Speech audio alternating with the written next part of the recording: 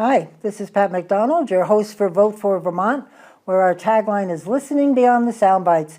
Joining me in studio today is Chief Warrant Officer William, or Bill, Mattoon. Welcome to the show.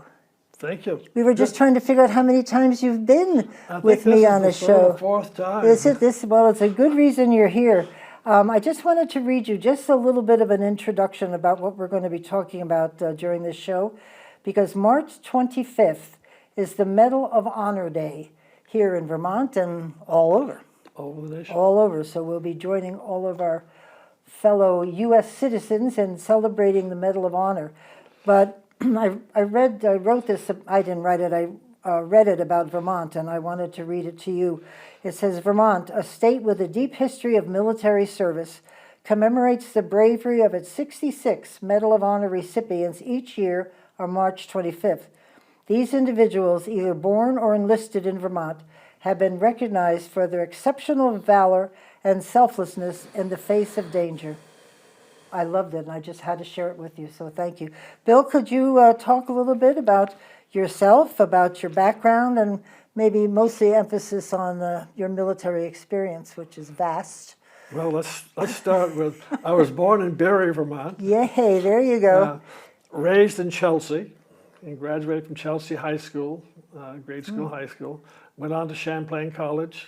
Oh. I graduated from there in 1966, and at that time the Vietnam War was starting to ramp up, and my aunt says, you better find a place to go unless you want to go in the Army. So I ended up joining the Navy on a delayed enlistment program, and in June of 1966 there were 100 Vermonters that went to basic training in Great Lakes, Illinois. And fortunately, some of them got washed out because of health reasons and stuff, and held back. But 80 of us graduated. Nice. In September of 1966. I went on to storekeeper or supply school in Newport, Rhode Island. And from there, I volunteered for the submarine service. And we've told people before, you have to volunteer. All of the sailors on a submarine have volunteered, and I can understand why it should be volunteer, bless you.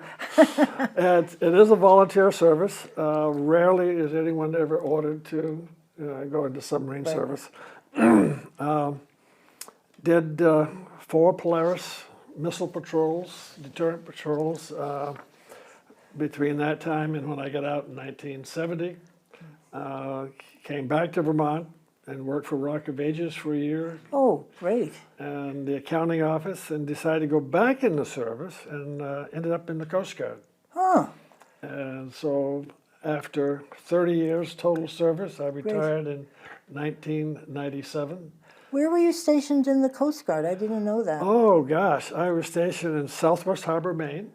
Not bad. South Portland, Maine. Ah. St. Louis, Missouri.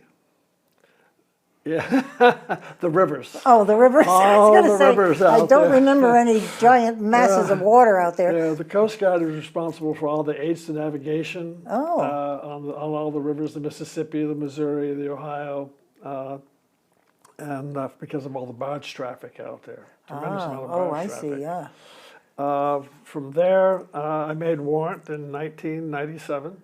Nice. Went back to Portland, Maine, on a high endurance cutter, the USS Coast Guard cutter Duane, which is at that time one of the oldest ships in the fleet.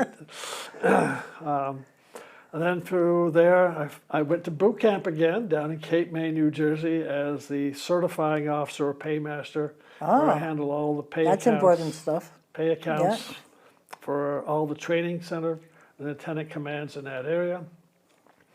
And while we were there, the Coast Guard was revving up their personnel, and we processed, from what I had heard, number-wise, almost as many recruits in one summer in 1980, I believe, as they did during World War II. Wow. After 3 years there in Cape May, I got orders to Topeka, Kansas. Another well-known land of a lot of a lot of water. Well, at that time, the Coast Guard was looking at automating their military pay system. And so the project officer was spending a lot of time up in Cape May. And he said, I'd like to have you on my staff. And I said, no way. He had more pull than I Yeah, did. right. And so I spent 7.5 years in Topeka, Kansas, because once I got there, nobody wanted my job. Yeah, can't imagine. And then, of course, by that time, both of our children were in high school. I was just going to ask when you got married during all of this back and forth thing. God bless her. I got married after I went in the Coast Guard. Oh. And when I was stationed up in Southwest Harbor, to Nice.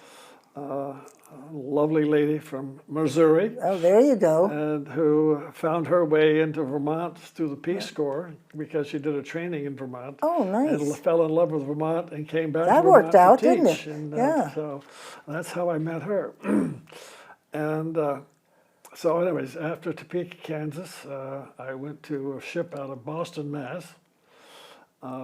And then we took the ship to California because they moved it around to the West Coast because they needed more assets over there, more ships, because things were revving up on the West Coast a little bit, and they needed more. Fisheries was getting to be a big problem up in Alaska. Foreign fishing vessels would get in. If they could get into the economic zone and fish without getting caught, it was well worth their Oh, their wow. haul. Oh, do you have to have a permit or something to fish in the... permits, yeah. Yeah, And a lot of them didn't have permits. yeah, I bet. Wow. So I spent 3 years back at sea, and then by that time I was getting fairly senior as a warrant officer, and Coast Guard headquarters says, I think it's time you come to Washington, D.C. So I spent 5.5 years Oh, now in that's Washington, cool. D.C. Yeah. Came back to Vermont after I retired, opened up a used and antiquarian bookstore in Springfield. Had that for about 15 years and decided, maybe it's time to retire permanently. Yeah. But it was very enjoyable. I was president of the Vermont Antiquarian Booksellers Association for about 3 or 4 years. Nice. I started reading about your bookstore, and I thought, this can't be the right Bill Mattoon. So I kept looking, and I finally found one that started with the military career, and then talked about the bookstore. I said, oh, look at that. Yeah, That's cool. so it's very enjoyable. Yeah. Collected a lot of nice books Nice. over the years. But it's any young individual who doesn't really have a direction of where he's going, the service really offers a lot. It does. Offers a lot. Gives you an education if you want And it. they train you. Yeah. You get to basically get your life in order. That's great. And set you straight, I would say. There you go. Exactly. Yeah, I think that finally the numbers are starting to turn with enlisted people now. Yeah. They seem to be wanting to go into the service. For a while, they weren't wanting to do that. I was in, during the draft, because of the draft, and I think it's 72, 73, they went to the all-volunteer service. Right. It was hard going for a while because all of a sudden you don't have to go. And then it picked up, Right. people, young individuals. Yep. And, over the years, you meet veterans, and a lot of them say, I wish I'd stayed. But Well, you retire younger than most, and it's not a bad retirement package you either, could right? retire at 20 years service. Yeah, right. 38, 40 Yeah. years old. I was an old guy. I retired about 52, 53. Well, I didn't have quite that right, but I know a lot of people get out pretty early, time to have another career altogether. You meet a lot of nice people all over the country. Well, you get to travel. So. Bill and I also serve on the USS Vermont support group, which I've had on the show a couple of times. We just did one with Gary. I just have to match up the pictures of the ship with what we were talking about, and that'll be released soon. And talking about that, I was on the commissioning committee for the USS That's Vermont. Fantastic opportunity for a submariner, That's especially great. being from Vermont, to be on the commissioning committee for about it's a once-in-a-lifetime opportunity, really, because... You got a little, I think COVID messed you up, didn't you? Oh, gosh. You had all the plans and then COVID hit and it had to be changed. Every time, it seemed like every time we had all the celebrations and all they were ready to go, something would happen and it would get postponed. And, so it was, from the time the USS Vermont was commissioned, we celebrated the commissioning of it. It was almost a year and a half later. Oh, wow, right. So, well, that one I think I went to was the one. Yes, I was there. So tell us that you are also, amongst all this other stuff, you're the commander of the Green Mountain Base Chapter of the United States Submarine Veterans right here in Vermont. yes, That's great. it's a small group of submarine veterans here in Vermont. We're part of the United States Submarine Veterans Incorporated. It's about 12,000 members currently. We're always looking for submariners in Vermont to join. We get together 4 times a year. We do donations to support the submarine fleet out there and the submariners in general and in their dependents as need be. Right. It was started basically to kind of remember those individuals who have given their lives in the submarine service. There's been 14 Vermonters that have died in the submarine service, most of them during World War II, but there were 2 on the Thresher. That's when right. The Thresher right. went down in 1963, and 1 on the Scorpion in 1968. And also one of our heroes is Henry Barrow, Right. who enlisted in Vermont from Grand Isle, received the Medal of Honor for his action down in Panama when the ship was struck by, I guess, a banana boat per se, a freighter. But they evacuated the ship. He got off and realized that one of his shipmates was still in the torpedo room asleep. He went back down, closed the hatch, and the boat sank. He was able to secure it. They were there for well over 30 some odd hours before they were able to raise them out and get them out of there. That must have been incredible. I'm just thinking about that because they mustn't have had any power. No power. So there's no flowing air. No, there was, no airflow. That All must they have had been was horrendous. the air that was in the compartment. Whoa. He was lucky to even probably to get it secured before it went down. Right, right. Because of his actions, where he risked his life, because he could have gotten away. Yeah. To go back and save somebody else. He was initially put up for the Navy Cross. Yeah.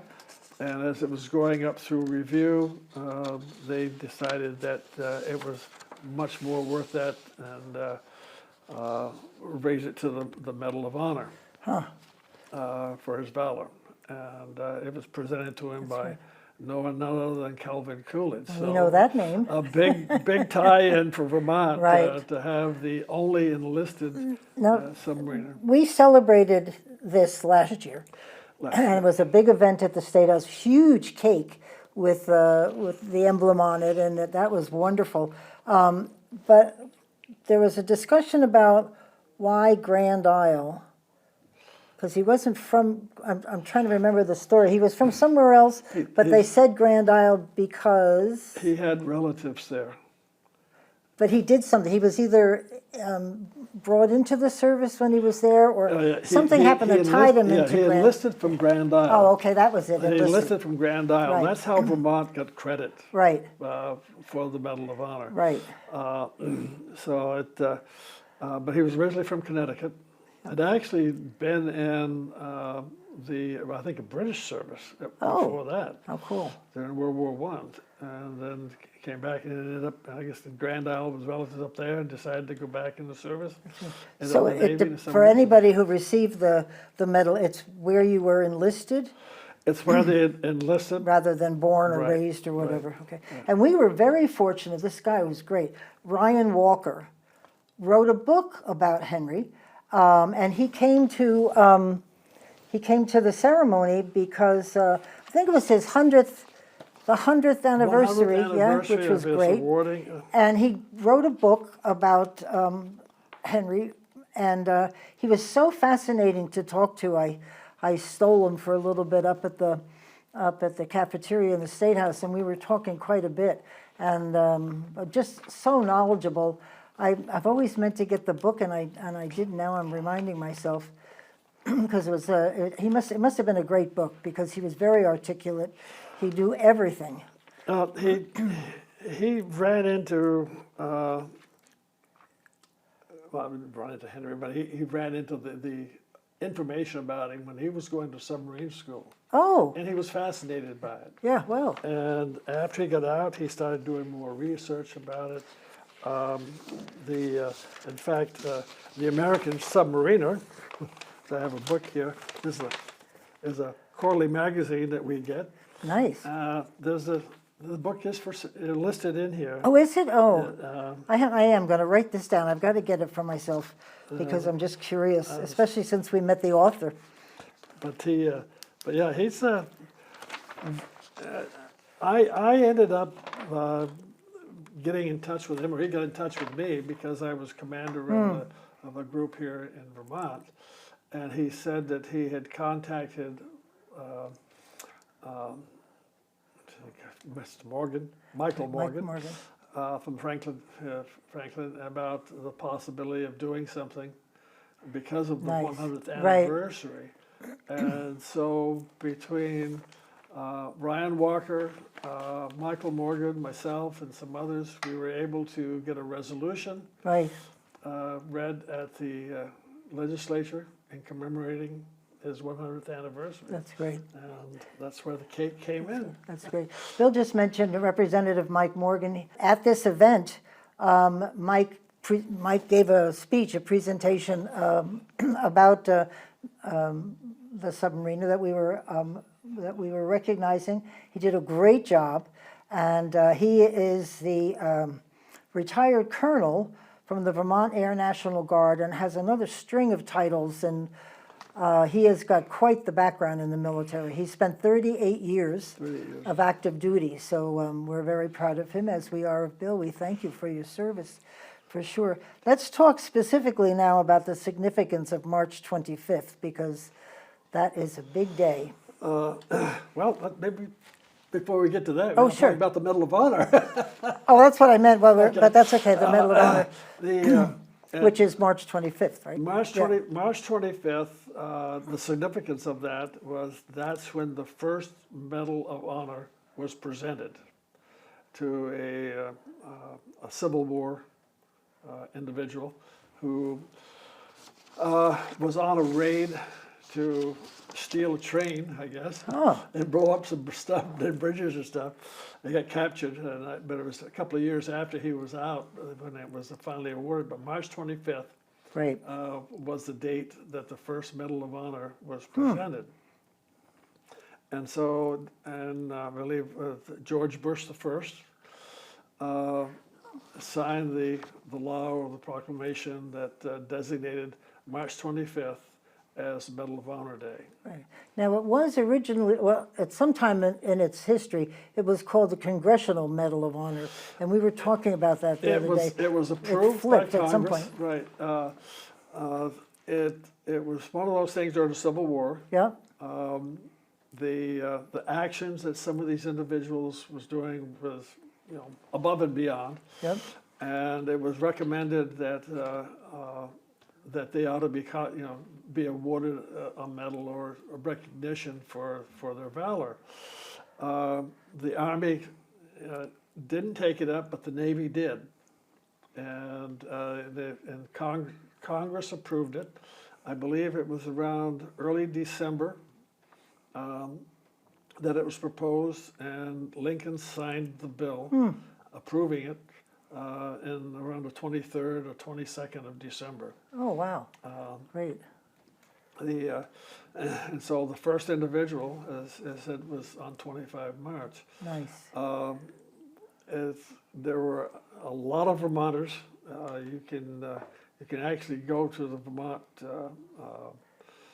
Historical Society. Right. They do have some Medal of Honors there. Oh, do they? Yes, they Now, do. we said there were 66? There were 66. Up until There's this been time. 66 Yep. individuals Yep. from Vermont that Vermont was credited for.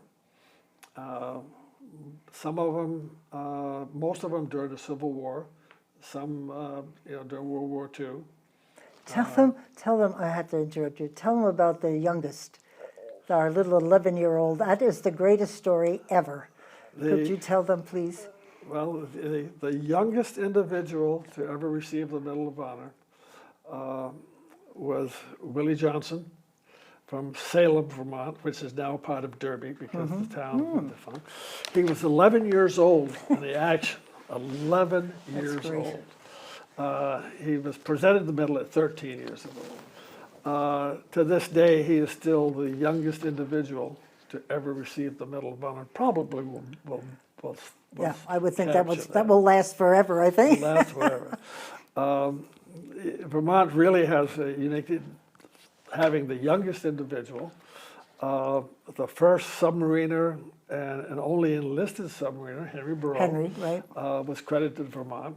Of the 8 submariners that received Medal of Honors, 2 of them were credited to Vermont. So 25% of the submariners that received Medals That's of Honor, great. 2 of And them. what did our young man do? Why did he receive the medal? They were in a battle in Virginia, outside of Richmond. Vermont company got routed, so a lot of the soldiers dropped their stuff, left their equipment behind. Willie Johnson, he was a drummer, hung on to his equipment and never let it go. Wow. And his commanding officers thought that was so unique, Right. that this 11-year-old boy hung on to his stuff and wasn't Well, going the to let rest it of be captured. the rest of them were heading The out of rest town. them were beating feet. Exactly. So That's it's great. it's astronomical when you stop and think That's about it. great. And how he ended up in the Civil War was his dad had volunteered, and I guess he begged his dad to go with him, Wow. and he relented, and they allowed him to go as a drummer. So it's because normally you wouldn't see 11-year-old. And we sure wouldn't now. Nobody'd ever let that happen, Yeah. ever. So, but that's the one unique thing about it. And as I said, and all these individuals need to be remembered. Yes, they do. As I said, the Vermont Historical Society has an exhibit, which I just ran across recently. I didn't realize it. One of the Medal of Honor recipients, who was from Springfield, Vermont, I believe his ribbons are there. Oh, that's in the great. Historical Society. That's great. So if you ever get a chance to go to the Vermont Historical Society here in Montpelier, it's something to look at. That's great. We're going to put up on the screen a picture of the medal, and the design of the medal is there's a central image of Minerva, the Roman goddess of wisdom and war. And I don't know who picked that or what, but it certainly is a stark reminder of. Each one is designed a little bit Yeah. different. Oh, wait a minute, I have to back up. What do you mean each one? Because I read that some have the U.S. on it, some don't. Some have So the United States of America. when are they changed? There's been, I think, 3 or 4 designs of the ribbon. The Navy has one that was specifically for the Navy and Marine Corps, which also the Coast Guard has never designed their own, but takes the Navy one. And there's only been one Coast Guard individual to ever receive the Medal of Honor. That was during World War II. Douglas Monroe. Do they all have Minerva on it? Sounds That like they particular might. one does, I believe. Yeah. The Air Force designed one, I think has kind of like lightning bars on it, so there's a little different. And the Army, of course, is a little bit different.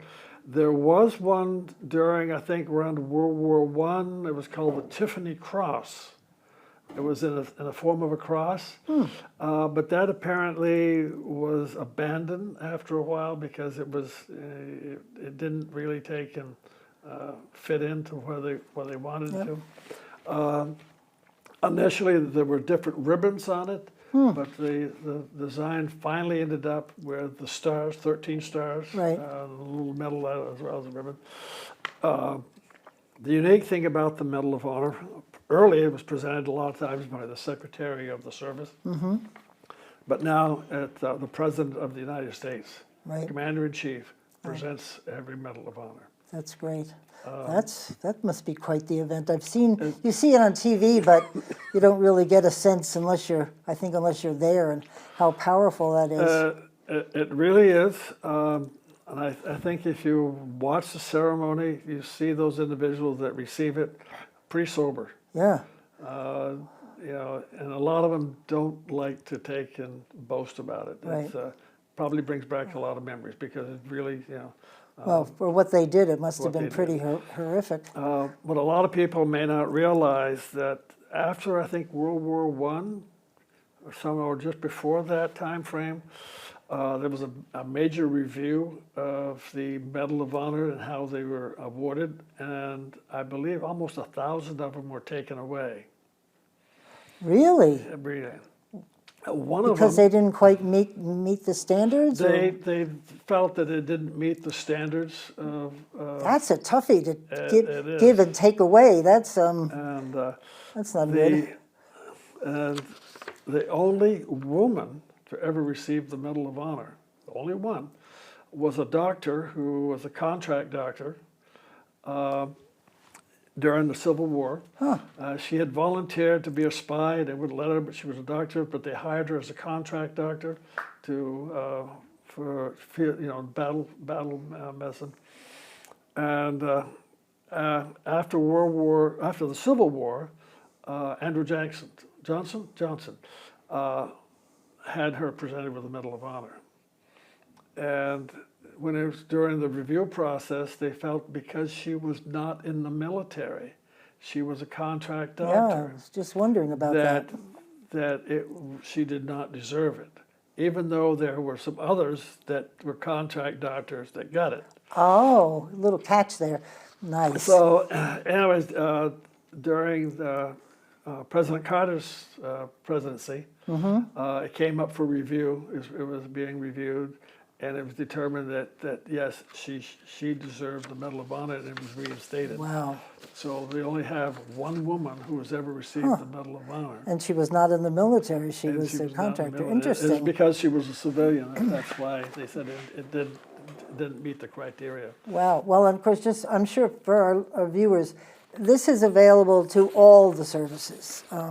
I had them written down here. I couldn't remember some of them, but the Navy, the Army, Air Force, Coast Guard, the Guardians, and I think that was about soldiers, sailors.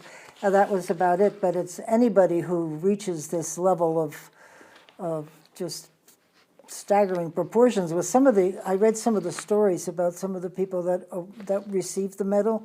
Just unbelievable.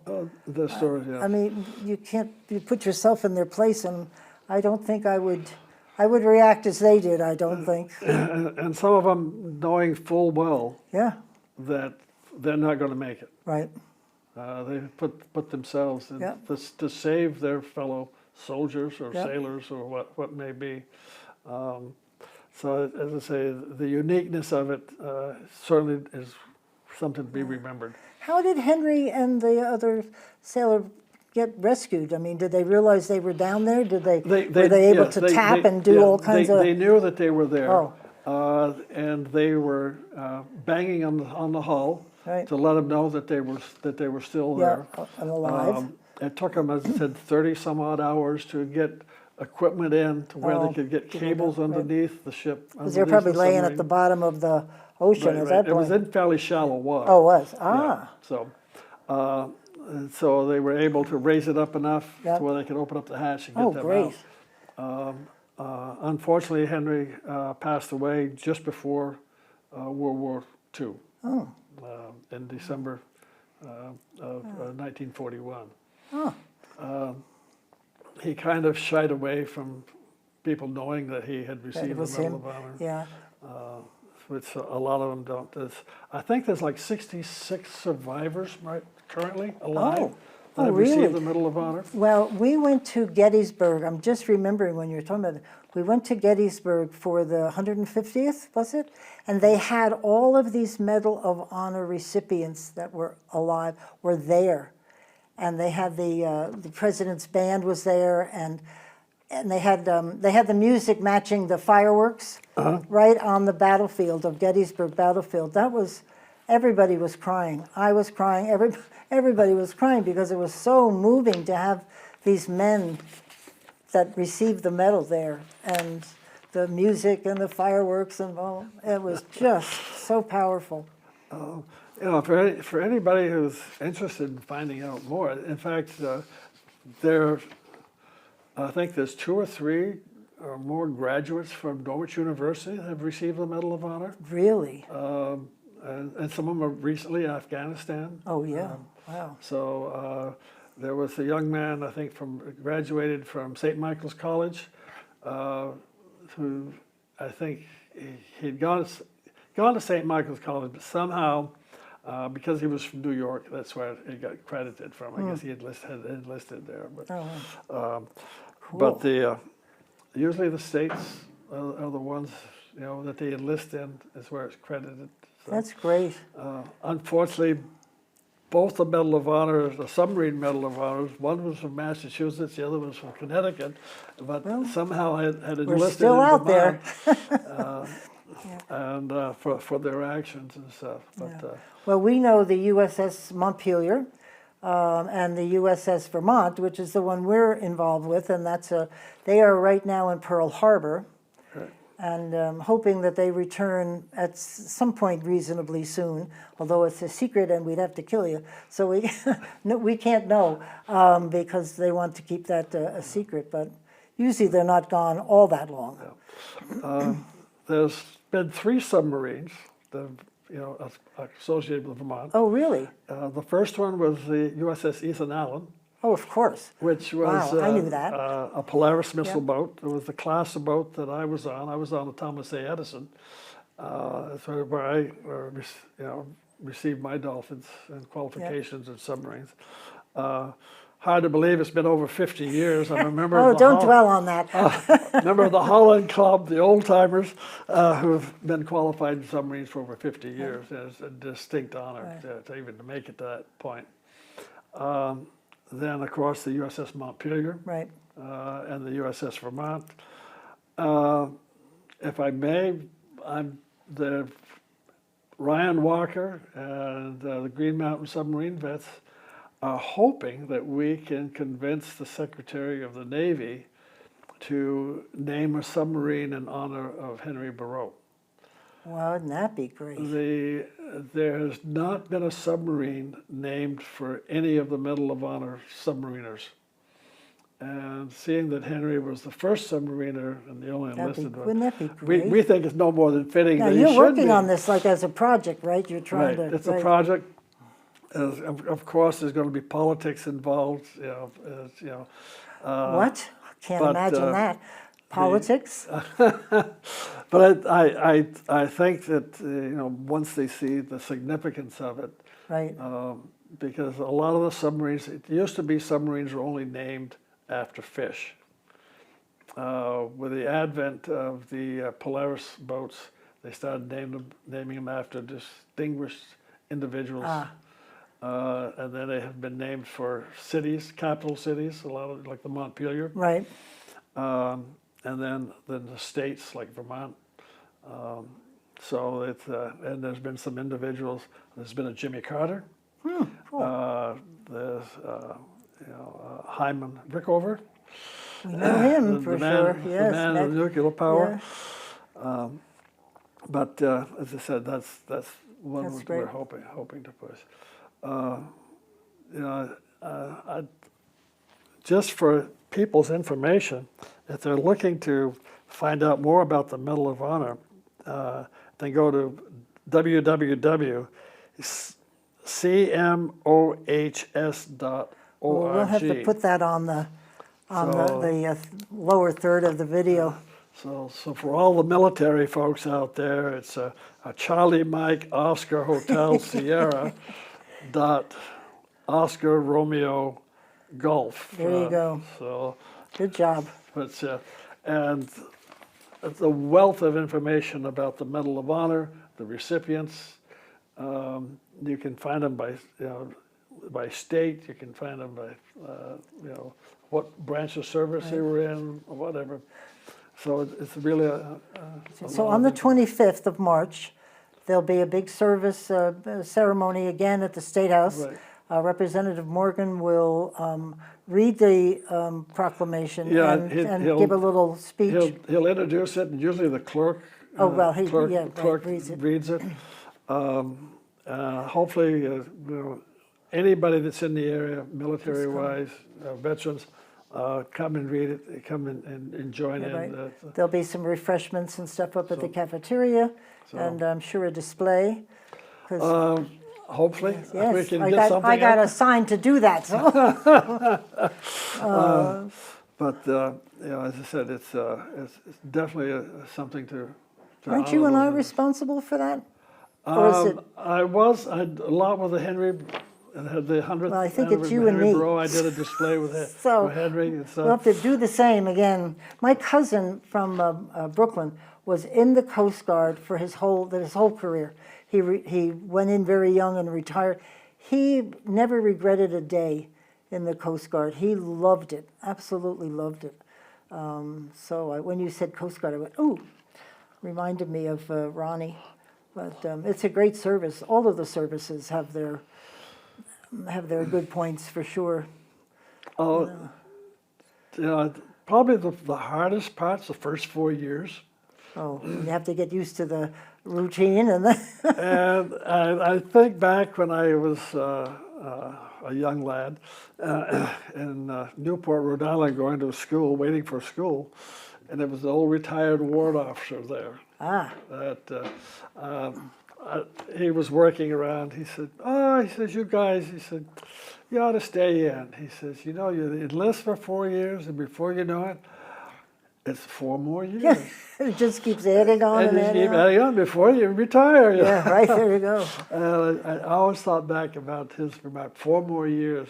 And my mother always kept asking me, when are you retiring? And I said, in 4 more years. Is it in 4-year chunks? Is that how you Well, usually re-enlist? most enlistments are 4 4 years, years. Oh, three, okay, I three didn't to know 4 years. Oh, cool.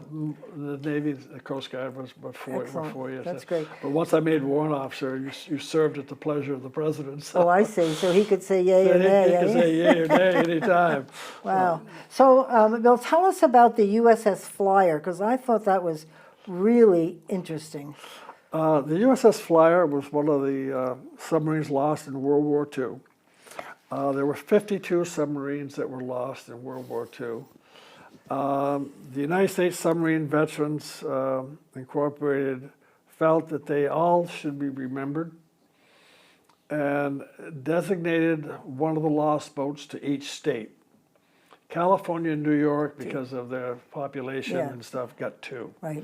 Vermont got the USS Flyer. There's a memorial monument down at the Veterans Hospital, the VA Hospital in White River Junction, that tells about it. Fortunately, they didn't lose all the crew, but they lost a number of them. A bunch of them got off. They were able to swim to shore, and survived, and were later picked up by a submarine and got off. And this happened, I read, in the Balabac Straits.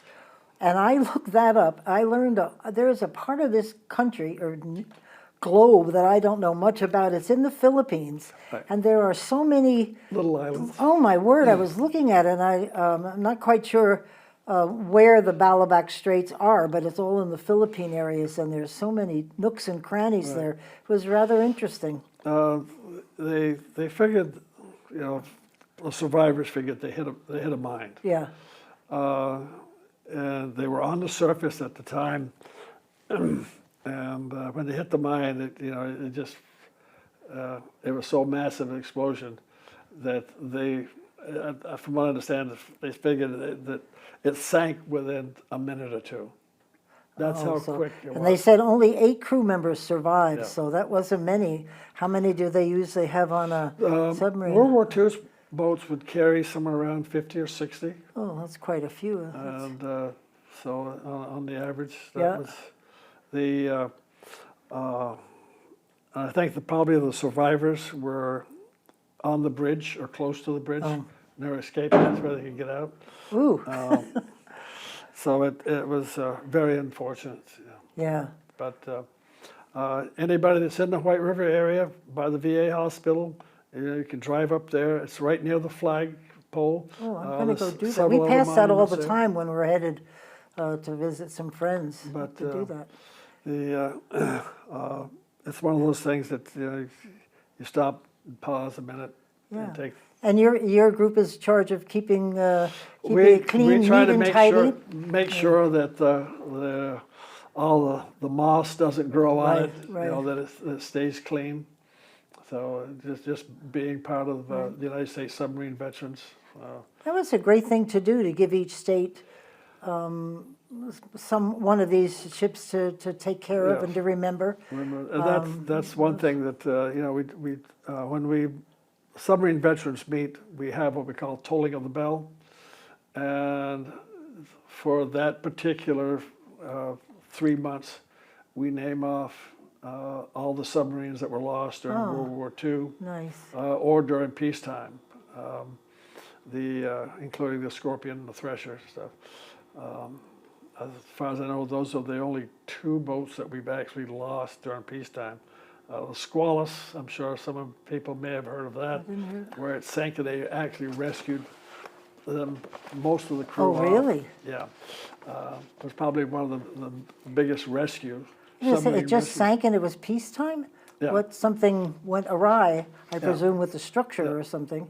I don't remember the Yeah. exact thing, but they were able to. Well, thank God they get were them able to out. save them. They were not in that deeper water where they. Yeah.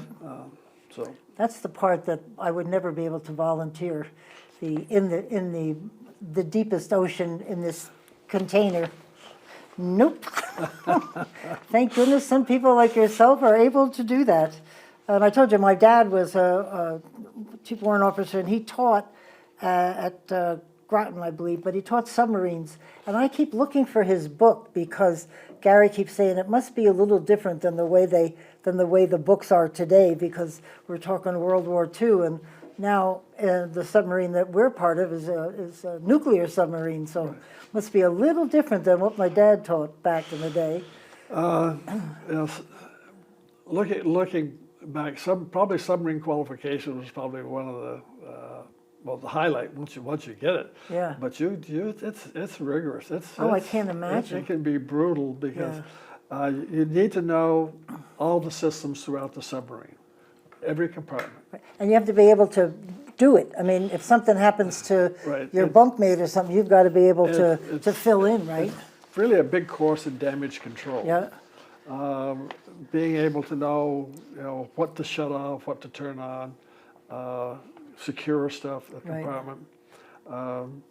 Not only do you get checked off in every compartment for the submariners who are qualified and designated that they can sign off, and some of them really will give you a hard time. I mean, they really want you to know. It's sort of life and death, isn't it? And because of the type of job that I had on a submarine, I was a storekeeper in charge of all the supplies.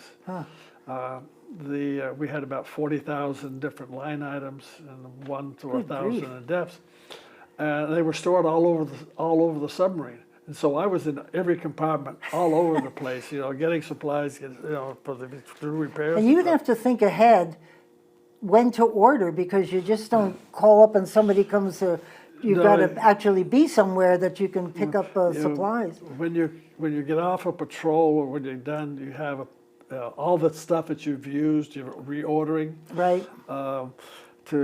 Before you go on patrol, you need to make sure you get all your consumable supplies, paper towels, rags, and all that type of stuff. What's the longest that you were under? What is the longest time that you were under? Just trying to think of food, things that are important to me. I mean, how long did you have to plan for under the water? They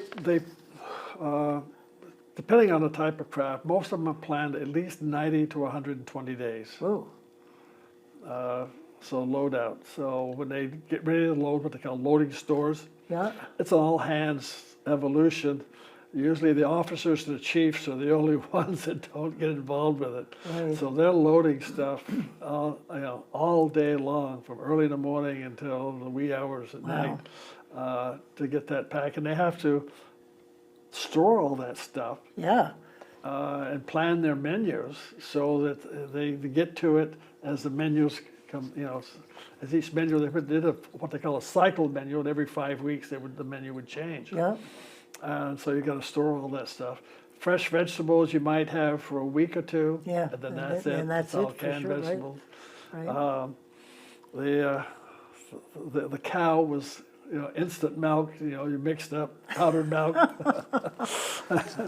I'm sure that's probably one of the reasons they were delighted to go ashore. Oh right? yes, get fresh vegetables right. and stuff. But the submarine crews feed well, simply because they are underway. Yeah. And you're isolated. I mean, they don't come up, especially the fleet ballistic missile submarines. They're down for For a long 60 time. days. Yeah. But There- 60 days was an average patrol. Sometimes maybe up to 90 days, depending on where they operate out of. Gary and I were on when they had those management briefs. The leaders, the people that are in charge of the COB and all of these people have a Zoom meeting, and we got to listen in, and they were just saying what's happening with the ship, where is it, and they were giving sort of a management report, and I asked the question. Gary and I thought that it was, what are they, 8 hours of training. It was something like 12, 15 hours of everyday training, because that's just what you were saying. They have to, if they weren't doing this job over here, they still had to practice to remember that if something happened, you've got to do that.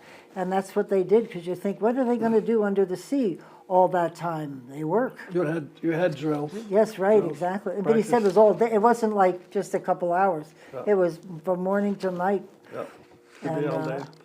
If you're in battle, Yeah, well, you've got to be ready. you don't want to be there, but Yeah, it's got to be instinctive, I would think, that the training has got to be drilled into you and you just get into action. Wow, that's great. Do you miss it? I would say I miss the people. Yeah, I bet. Submariners are a unique bunch of people, and you really have to be. When you figure you're Unique in what way? Why? when you figure, okay, you're on a ship. It's an enclosed environment. You're out there with 120, 180 men, depending on the size of the ship. You can't go up and get fresh air. You can't. Right. You're in. The guy you might have an argument with might be in the bunk across from you. I was going to say, there's no place to hide. There's no place to hide. And so, you're going to, when you have meals, stuff like that, I have seen arguments.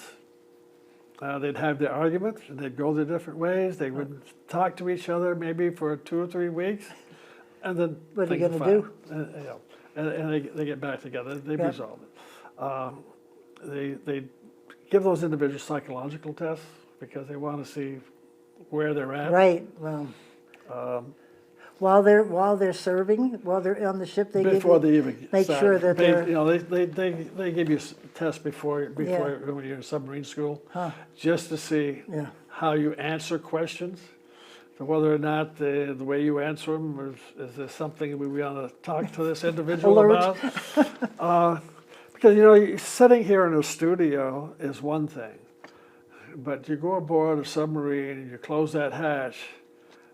There's no way Right, off. exactly. See, I know there's a door behind me and I could leave. Yeah. I could leave, it's okay. There is no exit. Right, Unless they're going to shoot you on the torpedo So what tube. attracted you to be a submariner? I'm sorry? What attracted you to be a submariner when you were fairly young? And When I was in submarine school, there was an officer He was one Mustanger. Okay, worked his way up through the enlisted ranks. Talked to us about the submarine service. And they said they were looking for storekeepers, good opportunities, extra money. Money always talks. Yeah, right. At that time, it wasn't that much. You're thinking today's dollars, but back then, a dollar was a dollar. Yeah, right. And there were several of us from the school that went through submarine school together. A couple of them actually, I ended up going to the same base down in Charleston, South Carolina. Oh, nice. And so I got to meet, see them again down there. But it was just something different. That's great. And you realize you grow up fast. I bet you do. After I made my first patrol, I became the senior storekeeper. There was 2 storekeepers on board. I had a first class who was the boss and had made a number of patrols, so he was well resourced. This was my first patrol. Wow. After that first patrol, I was it. I was responsible for making sure Wow. those spots were there and stuff like that. And you said there's 1,000-something parts you had to. Roughly 40,000. Oh, I'm sorry, I was a little off. 40,000? 40,000. Oh my God, that's So mind-boggling. I mean, you're talking about resistors, light bulbs. Yeah, but it's a light still, bulb. if they needed it, And probably the biggest thing we carried was a little Twinkie lights for all the panels and stuff, because those things burned out. So we carried 1,000, 1,500 Wow. of those things. God bless Made you. sure we had plenty of those on board. That's right. So, is there anything else that you would like to share with our viewing audience before we close out? If you see a veteran, say thank you for their service. It took me a long time to accept that. Oh, really? It was one of those things, people would say thank you for your service, and I thought, But as I grow older, I think people mean it means a lot. And I think it means a lot to the young individuals to acknowledge that they are serving, they are putting their lives on the line. And some people say, oh, I don't want to go to service because there's a chance you could get killed and all this. Driving down the interstate, the chances of probably getting killed are greater than they are in the service when you stop and think about it. About 30,000, 40,000 people die every year in accidents, automobile accidents. You look at the Vietnam War, which spanned 10 some odd years, was 55,000. I think that might have started when the soldiers came home from the Vietnam War, they were not well received, and I think that's why I think of that when I say thank you for your service, because in my head, that's where my relatives came back, and they were not treated well. The Vietnam veterans took a beating for something that they were there to do a job. Some people think, oh, the service is, we're going to do this, we're going to do that. The military is designed for one thing. It's to fight a war, to keep the peace, deterrent. The submarine service, the Polaris missile boats, when they came online, was probably the greatest deterrent force to prevent war, because they didn't know where they were. They knew if they started, whoever the enemy may be, if they started something, that they were out there and they could retaliate. And if you're going to fight somebody, and he's bigger than you. Yeah, right. You better. You're not necessarily going to start the fight if you know you're going to beat you up. Right. But the military gets put in some positions that are not. It's not their fault. Right. Well, I thank you very much, sir, Well, for thank your you. service Thank you, and for Pat. coming on the show. And we'll see you March 25th at the State House. I think probably 9 o'clock. They're going to do it right in the beginning at 8. Usually they're around 9 or 10 o'clock. Yeah, okay. Come and then join us in the cafeteria. Are we having a cake, Bill? I think we might. I think we might. Work that. That was good cake. Thank you for tuning in, everyone. This is Pat McDonald, your host for Vote for Vermont, where our tagline is listening beyond the sound bites. See you soon.